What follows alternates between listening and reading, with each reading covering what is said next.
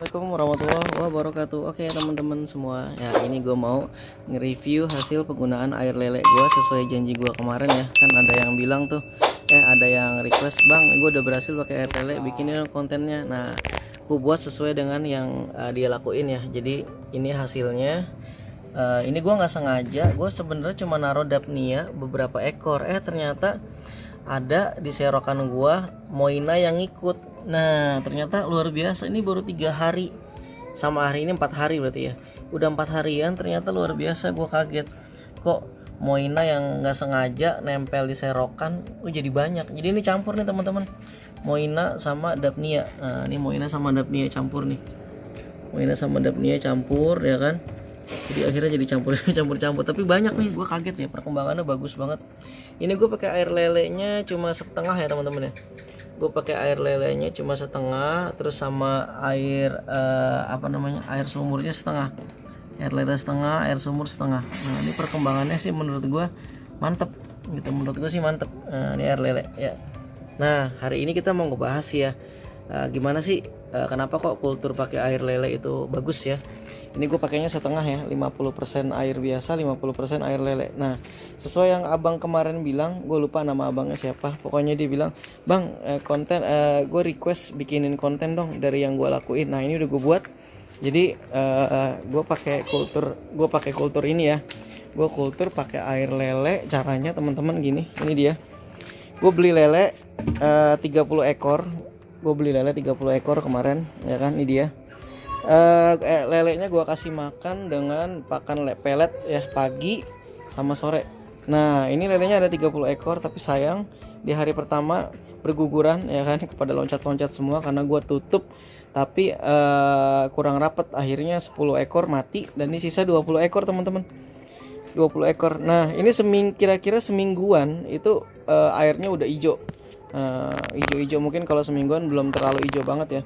Jadi ini kena sinar matahari langsung nih, gue di bawah sinar matahari. Gue pakein saringan nyamuk ini biar ngurangin panasnya ya, dan alga bisa tumbuh. Nah alhamdulillah nih alganya banyak nih. Ini lelenya ada 20 ekor ya kan, gue pakai. Ini seminggu udah bisa dipakai teman-teman. Setelah seminggu ini gue ambil airnya, gue taruh di sini. Nah, gue taruh di sini sama di sini nih.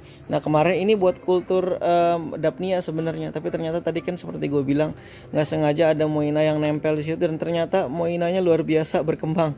Gue tidak meniat untuk memperbanyak Moina, Moinanya malah banyak banget di situ. Ya, oke. Nah, ini emang khusus yang Moina ya kemarin ya. Udah sempat gue panen nih. Cepet kok, baru berapa hari aja udah lumayan panennya, udah banyak. Ini udah gue ambilin semua. Jadi ini udah habis nih, gue mau ganti ya, ini gue mau ganti air lele nih, gue mau ganti air lelenya. Nah gitu teman-teman. Jadi bagus teman-teman ya. Mungkin kalau yang untuk ini salah satu cara yang menurut gue sih simple ya. Lele murah kok teman-teman. Gue beli satu telapak tangan gue segini, gue beli harganya sekitar 1.000 rupiah ya. Gue beli dengan harga 1.000 rupiah ya kan. Gue kasih makan, gue beli pakan ikan. Kemarin gue beli pakan ikannya juga murah. Gue beli berapa kemarin ya, cuma beli 10.000 apa 20.000 ya kan. Dapat bisa lama itu. Nah gue kasih makan pagi sama sore, dan itu dalam waktu seminggu kita udah bisa panen gitu. Jadi ntar tinggal air lelenya kita ambil, kita taruh di situ ya kan, kita taruh di situ sama di sini ya kan. Ntar pokoknya kalau ini udah berapa harinya, ini udah sekitar 4 hari nih. Nah, semakin harinya semakin lama, ntar air alganya, fitoplanktonnya, air lelenya semakin bening. Ini awalnya pekat banget teman-teman, ini awalnya pekat banget ya kan. Setelah beberapa hari ini jadi agak jernih, dan nanti mungkin beberapa hari lagi akan gue tambahin air lele lagi ke sini. Jadi air lelenya akan gue tambahin ke sini ya kan. Kalau nanti udah mau penuh banget, nah gue akan sifon, gue akan buang sebagian, gue ambil dari sana. Jadi akhirnya yang di tempat lele itu pun airnya bisa bersih juga gitu. Yang di tempat lele itu pun akhirnya kan kalau mereka kan otomatis makin hari kan semakin jenuh ya, semakin hari semakin jenuh di sini kan.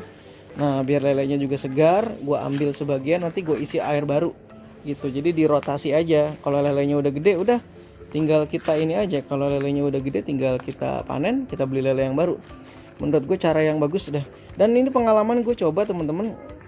Kemarin ini sayang udah gue panen, gue belum buat lagi yang baru. Jadi kalau menurut gue, selain kita menggunakan air lele, kalau kita pengen perkembangannya lebih ngebum lagi, lebih mantep lagi, lebih bagus lagi, bagusnya menurut gua dikasih pakan tambahan. Teman-teman bisa pakai pakan tambahan yang lain, bisa pakai ini, bisa pakai pelet yang udah difermentasi, ya kan, pelet yang udah difermentasi, ya kan. Bisa juga pakai, ini gue pakai molase yang paling gampang menurut gue ini ya. Ini pelet yang udah difermentasi semingguan sama molase yang gue fermentasi. Nah ini bisa juga ya. Atau mungkin teman-teman pakai spirulina kalau banyak duit ya boleh juga. Atau pakai yang lainnya bebas, pakai air beras juga boleh. Jadi itu buat pakan tambahan kalau memang teman-teman pengen perkembangannya lebih cepat lagi. Yang pasti jangan sampai pakannya terlalu banyak, karena kunci dari kultur kutu air sebenarnya adalah salah satunya pengkondisian media, ya kan, supaya pas, jangan sampai overdosis. Kalau kita nggak overdosis, insya Allah perkembangannya bagus. Nah ini gue cuma pakai ini teman-teman. Ini gue bikin pakai pakai green water biasa, ya kan, green water biasa. Gue kasih kotoran puyuh. Nah udah bagus nih, hasilnya bagus. Nah, jadi gemuk-gemuk ya, gemuk-gemuk ini kombinasi green water sama kotoran puyuh. Nah gitu teman-teman ya. Jadi kunci dari kultur kutu air sebenarnya pakai media apa aja bisa. Yang penting kuncinya adalah itu dia, jangan sampai pakannya berlebih, dan satu lagi jangan sampai ada kompetitor. Kalau udah ada kompetitor habis sudah ya. Jangan sampai ada kompetitor. Kalau ada kompetitor habis semuanya. Nah ini ya. Ya, ini kultur si Daphnia gue ya. Nih, oke. Jadi gitu teman-teman. Kita akan bahas lebih lanjut ya, seperti apa sih sebenarnya isi dari si air lele ini, kita akan bahas ya. Oke, ini dia teman-teman. Kita ambil salah satu hasil penelitian dari peneliti Indonesia, namanya Bang Jatmiko Darmawan ya. Ini yang bicarakan tentang pertumbuhan populasi Daphnia pada media budidaya dengan penambahan air lele. Nah, jadi kita langsung aja ke metode penelitiannya seperti apa, langkah-langkah kerja penelitiannya. Jadi diberikan perlakuan yang pertama ada kontrolnya itu, perlakuan kontrol itu menggunakan air bersih ditambahin kotoran ayam dengan dosis 5 gram per liter. Nah ya, ini yang perlakuan pertama teman-teman ya. Jadi perlakuan pertama ini sebagai kontrol. Nah ini yang biasanya kita lakuin ya, air bersih ditambahin kotoran ayam atau kotoran puyuh ya. Yang perlakuan berikutnya adalah, jadi selain diberikan air bersih plus kotoran ayam, dikasih juga 25% ya kan buangan air lele. Jadi selain dikasih kotoran ayam, dikasih 25% air lele. Yang berikutnya, perlakuan B adalah air bersih tambah kotoran ayam ditambahin 50% air lele. Nah gitu.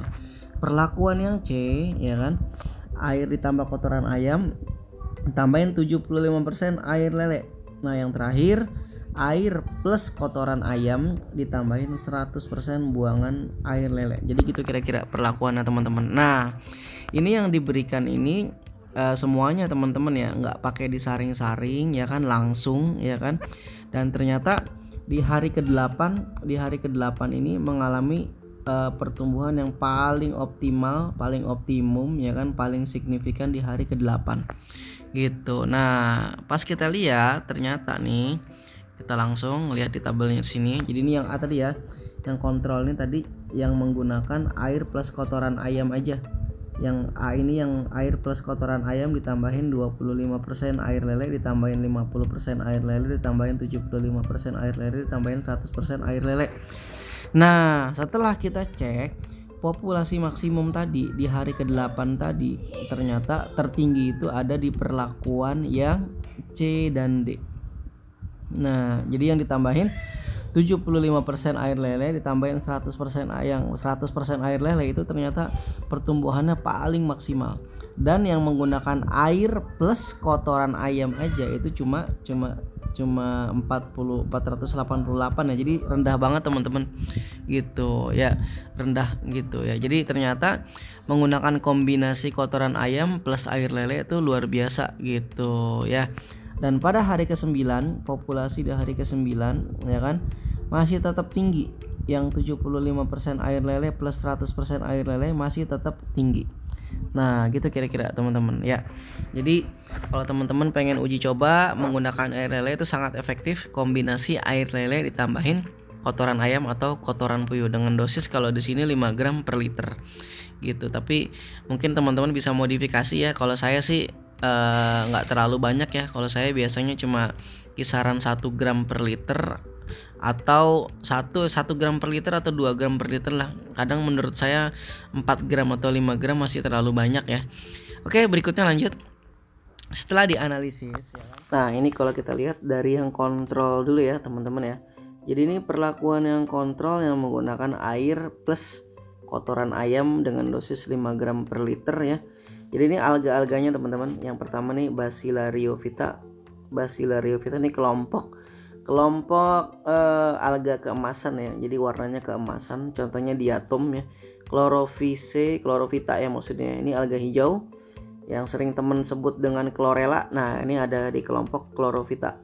Yang berikutnya Cyanophyta. Cyano itu biru, alga biru ya. Jadi ini dia awalnya sama spesies-spesies yang tidak diketahui. Nah, awalnya kita lihat dari Bacillariophyta. Emang 0 semua ya, jelas ya, karena ini kan semuanya 0 karena di perlakuan sini cuma pakai kotoran ayam, jelas nggak ada alganya sama sekali. Nah, yang berikutnya setelah perlakuan ya kan, setelah perlakuan ternyata malah muncul nih Bacillariophytanya malah muncul. Nah, ini setelah perlakuan juga Chlorophytanya malah muncul nih teman-teman. Nah, kalau Cyanophytanya nggak ada sama sekali alga birunya. Spesies-spesies yang lain juga nggak diketahui. Jadi lah kok malah muncul ya, awalnya nggak ada malah muncul, jelas dong ya kan. Apalagi kalau dia dibiarkan sampai sekitar semingguan ya, otomatis alga itu kan sporanya ada dimanapun ya, ada di udara, ada di kotoran hewan, bisa jadi di kotoran ayam itu ada spora alganya, bisa jadi karena di kotoran ayamnya itu ada spora alganya, di kotoran ayam ada spora alganya, maka otomatis di hasil dari kultur Daphnia ada yang tumbuh gitu. Jadi kalau yang kotoran ayam malah setelah panen itu malah muncul alga, warnanya jadi kehijauan gitu ya. Oke gitu teman-teman. Jadi ini untuk yang kontrol. Nah, untuk yang kontrol seperti ini. Untuk yang berikutnya, untuk yang perlakuan A di mana diberikan kotoran ayam plus dikasih apa namanya tadi? Plus dikasih apa tadi? Limbah si lele ini 25% ya. Ini 50%, ini 75% dan ini 100% ya. Jadi kalau dilihat di sini ya, penambahan kita lihat dari yang pertama yang perlakuan A yang ditambahin kotoran ayam, air bersih kotoran ayam plus ditambahin dengan limbah lele 25%. Nah, ini pas dilihat awal-awal itu Bacillariophytanya tuh ada 10.000 spesies ya. Tapi setelah digunakan untuk mengkultur Daphnia jumlahnya berkurang ya, drastis ya, jadi tinggal 1.000 spesies saja. Jadi tinggal 1.000. Nah, untuk alga hijaunya dari awal ada 8.000, setelah dipakai kultur dimakanin sama Daphnia jadi sisa tinggal 80.000, sisa tinggal 4.000. Nah gitu. Untuk Cyanophytanya alga birunya dari 356.000 ya kan, setelah dikasih pakan ke Daphnia itu jadi tinggal 19.000. Nah kelihatan ya teman-teman ya, habis semuanya dipakan, masih ada sisa sih, nggak habis banget gitu. Nah untuk yang 50% kotoran ayam ditambahin dengan 50% kotoran atau limbah lele. Dari Bacillariophytanya alga keemasannya dari 21.000 menjadi 0 ya kan. Untuk alga hijaunya dari 160.000 sisa tinggal 300 ya. Untuk alga birunya dari 713.000 menjadi 4.000 gitu ya. Untuk yang 75% sama 100% ini kelihatan di sini teman-teman.